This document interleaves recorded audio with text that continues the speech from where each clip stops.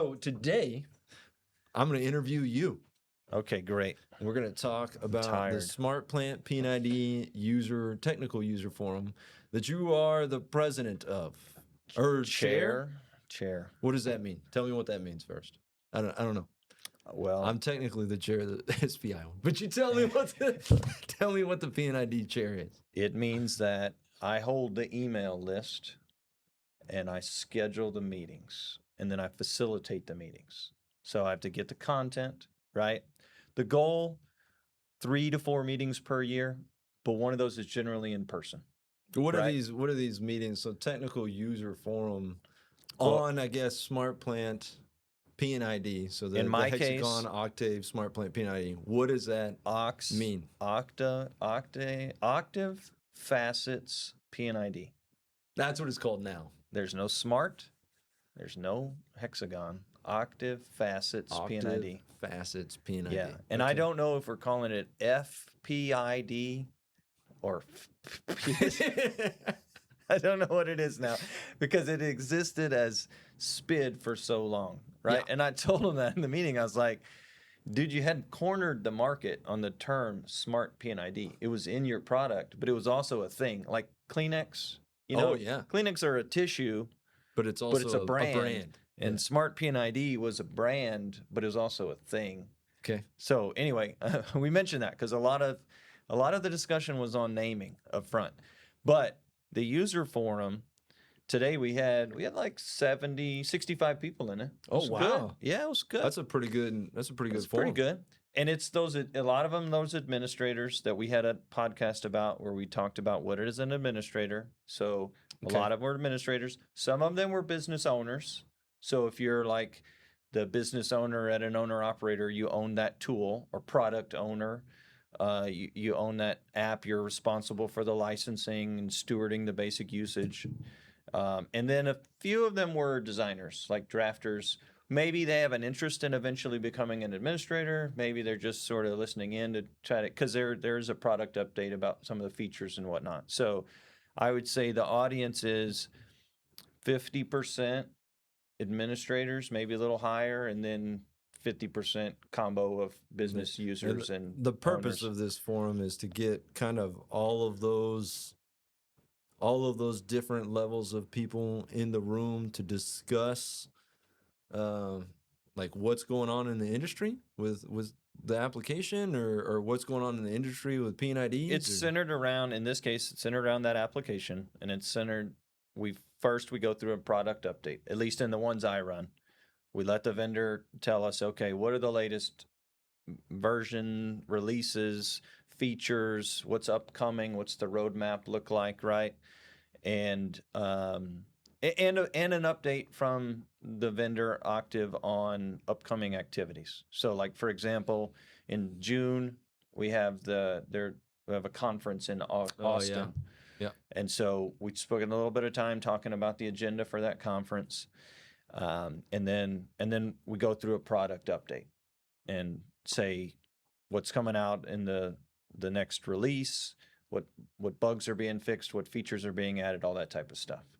And generally then there's a bit of an airing of grievances from the crowd. Like Festivus, generally no feats of strength, but there are definitely some grievances aired in terms of, hey, I had this problem, I submitted this ticket, how's that going? Or some of them are already resolved. We had this problem in release 3, now it's fixed in release 4, but I just wanted everybody to know about it. So there's some dialogue. This is more from a technical standpoint of the application itself then? Yes. Okay. That's the way we run it from a P&ID perspective. I don't know from instrumentation if you handle it quite the same way, but from a P&ID perspective, we do try to start with a technical foundation for the meeting. Okay. But then after that, it's about innovation, it's about successes or particular issues, whatever topics people want to come up with. So like today, I had a presentation from Petrobras, I had a presentation from Bechtel, I had a presentation from Kiewit. Oh, nice. And then we had one from the Prolitics team, and then I had another one queued up, but we ran out of time, and so we just pushed that one back. We'll save that one for the next time. Okay, what time, like your presentations today, what did they focus on? Well, so one of them today was on preparing the data from the Smart PNID to be used by AI. Because to me, there are like two camps out there in the sort of in our industry right now. There's one camp which is saying, hey, AI is so good, I don't need smart data. I'm just going to put AI on top of whatever drawing you give me, and it's going to make it all smart. And so that camp isn't really invested in the smart PNID idea because they're banking on AI just fixing all the problems. And then you have another camp which is like, well, I'm already using smart PNID. I don't really need AI because I've already got all my reporting and my data checking. And so they're kind of good and they really haven't figured it out. But to me, like the real answer is both of those ideas, right? When they come together. And so the AI presentation was on how do you prepare the data? So there's a SQL database behind these PNIDs. How do you gather that and format it in an appropriate way using RAG? Okay. Retrieval. I don't know. I know what you're talking about. I don't know what the acronym is. It's a way to feed an LLM. So instead of putting the LLM on top of raw data, it's a way to feed it good structured data and then still allow it to compile and decide and create value. So that presentation was about... What does RAG mean, Danielle? AI. In terms of AI. Can you look that up real quick? And so the discussion was around, all right, if we have this database, how can we, number one, pull information out of it, structure it in like a text file or something, add other data to it, like data from a HAZOP or data from other engineering sources, and then feed that and say, okay, now let's use this as an LLM on top of more structured data. Even more. Wouldn't it be easier to do that than coming? I mean, you said you got two of those scenarios, but I mean, doing that would be easier to do it with structured data from the beginning, right? In this format over here, where it's just an old school drawing, you can't do that very well. Yeah. But in the case where you already have a structured data set behind it, and then but you don't just feed it the Smart PNID raw, right? You curate information, help it out a little bit, right? Does A stand for aggregate? Retrieval augmented. Yes, okay. Generation, a technique that enhances AI models by combining external information retrieval with language generation. Okay, retrieval augment. Okay. Augmented generation. Yeah, so instead of feeding the LLM raw stuff, you cook it a little bit first. You cook it up. And the thing about having a database behind it is you can cook it quickly. You can't do that if it's just a bunch of files. Over here in this side where it's just a bunch of raw drawings and files. You first got to get it into like a data set that you can cook, and then you feed it. Yeah. So we had a 20-minute presentation today from one of the users. So in a way, are you saying that SmartPlant PNID facilitates the use of AI more? Is that going to get more viewers? I don't know. Hashtag AI. Yeah. Right? I mean, that's what you're saying. That is what I'm saying. That's it. That's like respective of any kind of intelligent design system, really, that has a data source back in. Theoretically, it would be better to then feed into that data into AI. I feel like we talked about that too in one of our discussions on this information management strategy, where a lot of the cool digital twin tools are saying, I don't really need good structured data. I just need data. Yeah. I'm so smart. I'll figure it all out. Yep. And I don't know. I've talked to a lot of people that that's hard to get all the way up the value that you want, because you are starting from such a low point of view where you're just having to comb through and untangle a whole bunch of stuff. So yes, I do certainly believe that if you want to enable AI successfully, if you can sit it on top of something that has a structured database, that certainly cannot help, because I can still feed it like this PNID database still has pictures, still comes out like a drawing. I could feed them both, right? And that's essentially what I can give you the picture, but I can also give you a lot of details that make up that picture, and then I can make that AI much more useful. It makes it more powerful, I think. It's funny, I saw a meme, because you bring this up now. I saw a meme the other day, and it said, like, people that are using AI, and it had, like, a little circle. Little circle, yeah. Did you see this meme? Yeah. And then it said people that are, like, using AI, kind of, and the circle was slightly bigger, like, playing with it, right? And then a giant circle, people talking about AI. Yeah.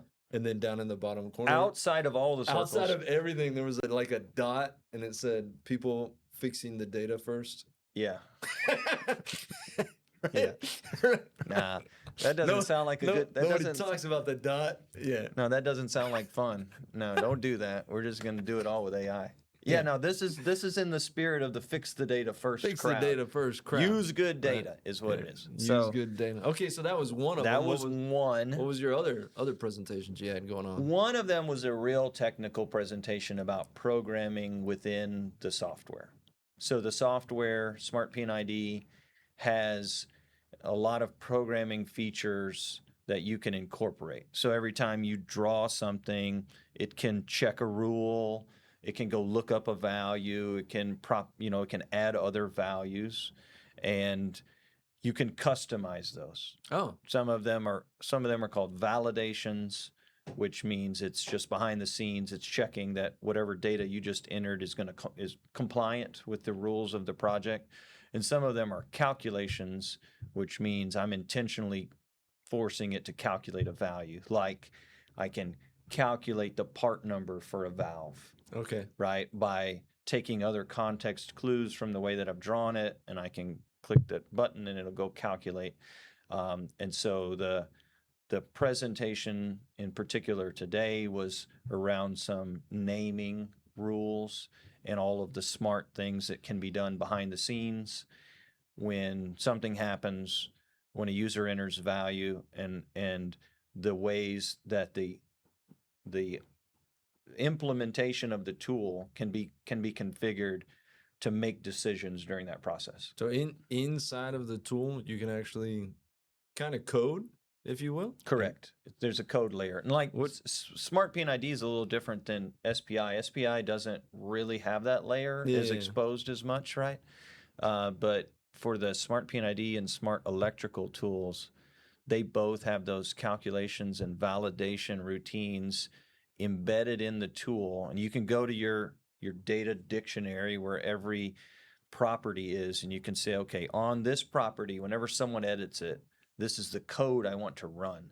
And that code can go hit your standards, your databases. It can hit some, It's legit, like programming language then, is it? Yeah, when I first started, it was VB6 code.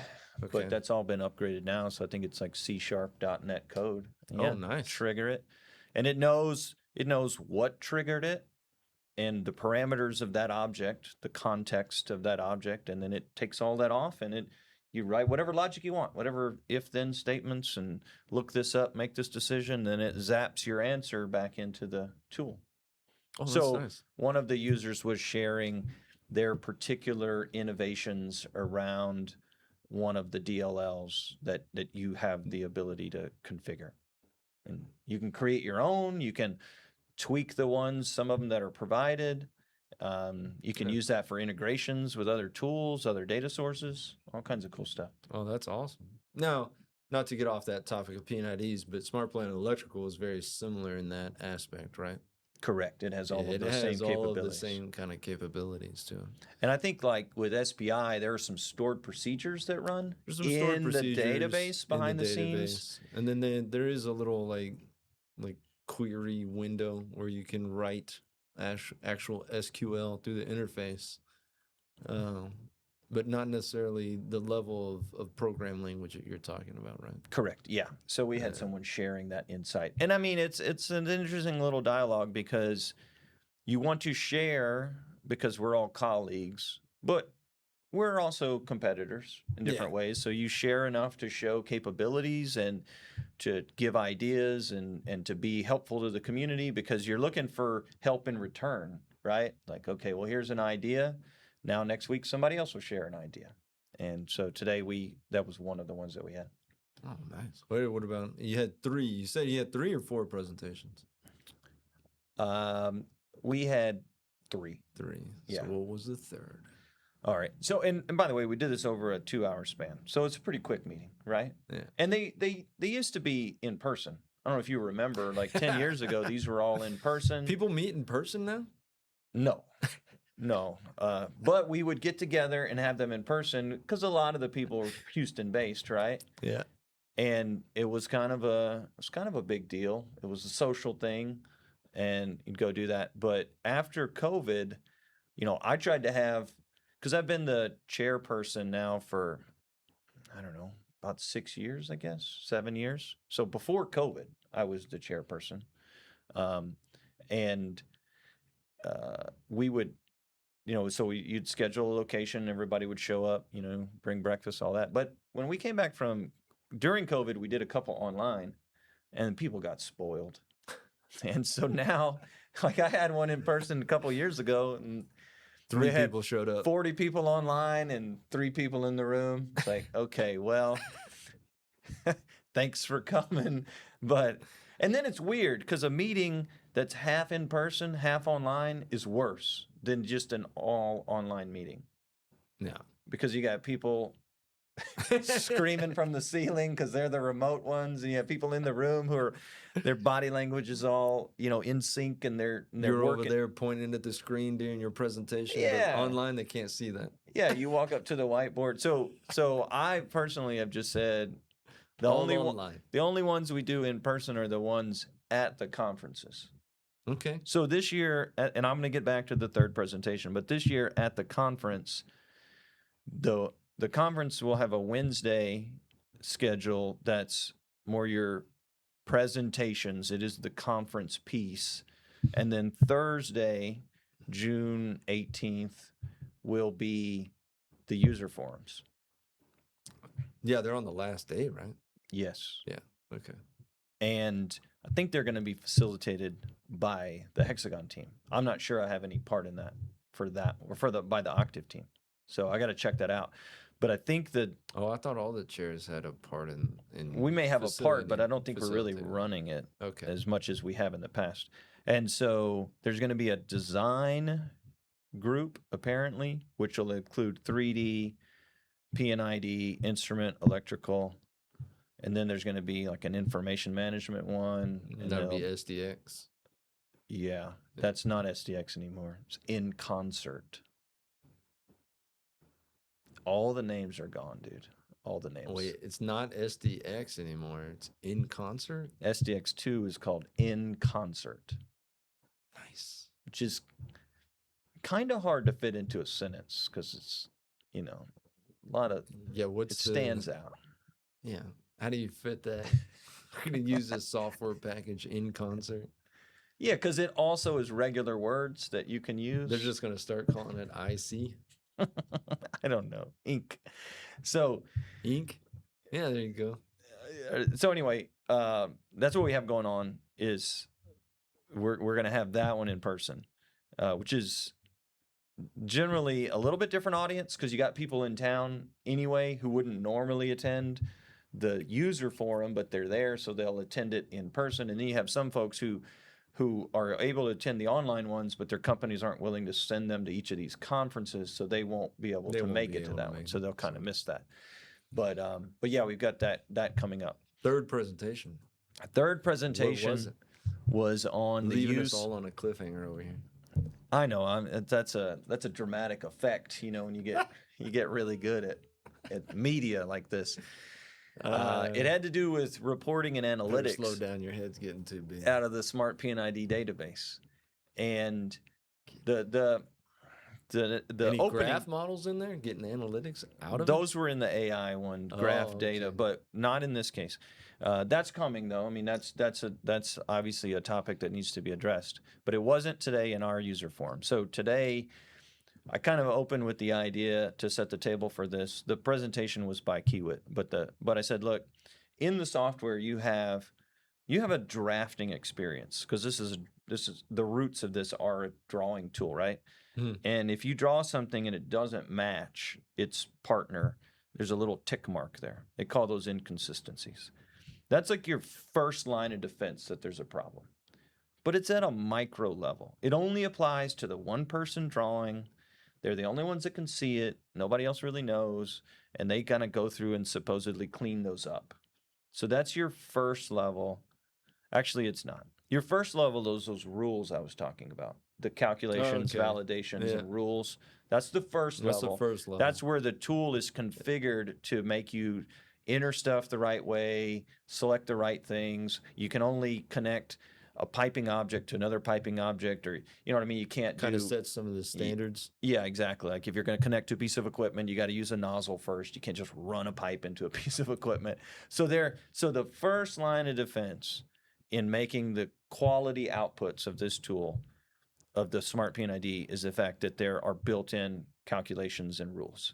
The second line is this drafting experience where you see these micro little tick marks and you have to find them and say, I have a problem, and fix it. But those, you're like such a small visibility. And then traditionally, the last one was you do the work, you print out a report like a deliverable, like a list of valves, a list of lines, a list of instruments, and then you check it there. But the problem is that's not real swift. It takes time to generate that thing, and then you go review it. And that's like old school, like the concept of a super check or something. Do you know what I mean? And so to me, the gap between the rules and the inconsistencies, which are really low level, and checking some deliverable report and back checking it, there's a huge gap in there of your day-to-day quality effort that you need to put in to generate good deliverables. And so in that space is where people use data analytics. And they write their own queries to check their own standards. They look for inconsistencies, they look for missing data, they look for user errors, all that sort of stuff. Like dashboards, or where are they doing this at? And so, yes, people traditionally are doing that through dashboards, through SQL dashboards, Power BI, custom reporting tools. That's where I think a lot of the innovation in the industry happens. Is you have a good data source. Now I got to put my own sauce on it, my own flavor. I'm kind of hungry, if you can tell, but and you got to cook it up in a way that provides value for your organization. You're cooking up some data again, huh? Cooking it up, yeah.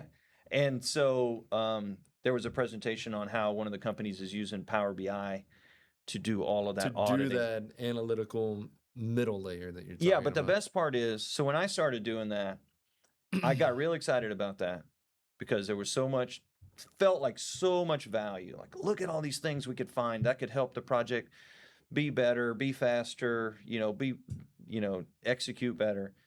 But you have to have a loop where someone generates the tool and the value, and then the authors of the data receive it and say thank you. And understand the value. And understand it and say, oh, this is going to make me better. Yeah. What you don't want is when they receive it and they're like, dang it, you just made me look bad. Yeah. I don't like you. Or, oh, man, that happens a lot. I'm out of time. I'm behind schedule. I can't look at your reports. Yeah. And so what we always tried to do when I was working projects was build tools that would allow that user to run their own reports. So they run their own audits. So they can run their own. So they know the measuring stick that they're going to be measured against, right? Like, hey, man, if you're doing this drawing, make sure that all the instruments are named, and make sure that all the valves have a tag, and make sure that all the lines have a complete data set, right? But if you only audit them after the fact and you send them their failing grade, that makes everybody sad. But if you give them the grading tool, and you say, look, man, these are the things, man or woman. This is the criteria that you're going to be graded against. This is the criteria you're going to be graded against. And here's the button you can press.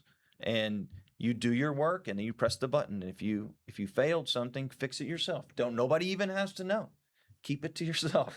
And then when it's done, that's good. And so a lot of the discussion today was about building those tools, getting the user engaged in that. and wanting to run them themselves, and basically empowering the user to add their own quality before this deliverable report gets printed and everybody huddles around it and scratches on it, right? Yeah, so in between those micro checks and the macro check, there's like a middle ground. There's a middle ground where you empower the user to have all the tools to check their own work. Oh, that's good. Okay, well, I mean, you said there's like 70 or so people in this community? We had an average of 67. 6, 7. 6, 7. Oh, man. Danielle's shaking her head right now. Yeah. That joke didn't land, I guess. It didn't. A few people will get, maybe my kids will listen to this podcast. So, yeah, that's what we had today, which was good. I mean, those people took time out of their day. You guys normally meet quarterly, so 3-4 times a year? Well, quarterly would be 4. I've generally been doing 3. I do 1 before the summer. We have the in-person in the summer and 1 after. I know the instrumentation. You use the Hexagon as like the Hexagon, or not Hexagon anymore. The Octave conference is one. Yeah. Okay. So that's one. So you do one before, That's what I've one been in the doing. summer, one in the evening. Yeah. Evening. And I kind of fall. gotta drag content out of people. Do you know what I mean? Like, those were good presentations. Oh, you mean today? you mean to tell me that people aren't just like standing up to give presentations for you? No, they are definitely not. And and when I send out those notes, I always, ask people like, hey, we need content for the next presentation. Y'all don't want to listen to me talk the whole time, right? So we need content. And I do not get roaring responses, but I got excellent responses this time, and that was exciting. But that's part of the reason for the intervals, is like, I want to make sure that there's good content available for these meetings, so they don't feel like a waste of time. You know what I mean? I think it's important with the moving or the shifting of technology just in the whole industry, because like you're saying, the structured data is easier to process, especially if you're going to use like an LLM or some type of AI model, than just random data that you then have to kind of correlate or get into a usable data set. If you already got a usable data set, you're ahead of the game. Mm-hmm. Right. And so I think these meetings will become more, these kind of community discussions will become more and more important as more and more people realize that. Yeah, and I mean, the vendor is there. Octave is there, and they are providing direct updates from the product and listening to that's awesome. listening to the grievances and whatnot, talking about what's going on. Now, you have one Helping of these. make their product better. Yeah, I mean, you gotta listen to the community, right? Yeah, I agree. Now, you have one scheduled next week for instrumentation. Is that Next correct? Tuesday, the 12th. Okay. It's very similar to yours. We do it a little bit different though. It'll be interesting. So we used to do presentations kind of like what you're talking about, but now we do panel discussions. So we have 2 panel discussions, one specifically focused on owner-operators, how owner-operators use the application, what value, benefits, what problems they have in their operations, and then one for EPCs, and how they use it. And then we normally do, like you said, an update from Octave, so from the vendor. Yeah, I'm compromising a little bit. I tested the forum idea out last time. It worked okay. But I'm also intentionally going for shorter presentations. A lot of times these in the past were like 30 minutes, and sometimes that was 30 straight minutes of PowerPoint, right? So today we targeted 15. Probably, I think generally we had like 15 and then, a few minutes of discussion. So, but but 20. Maybe that's a better strategy. I don't know. I definitely didn't feel good. Like the 30 is a long time. If someone's talking about something you're not interested in and they're going to do it for 30 minutes, That's a long time. people would leave the meeting and then come back, or leave it and never come back. But today we pretty much had the crew for the whole meeting, which I thought was good. That's good. No, we're doing that in an effort to drive discussion. So like you're saying, interaction, discussion. Because like you're saying, if somebody's giving a presentation for 30, 45 minutes and there's just PowerPoint you to death, nobody's talking, nobody's interacting. And what we're trying to do there is, and maybe your method is a little bit better on the middle ground. What we're trying to do there is get that discussion going. Because I think that's where the actual like innovative ideas come out of, is in those type of discussions. It's not a lecture. Let me put it to you that way. Yeah. It's better off as a discussion than it is a lecture. Yeah.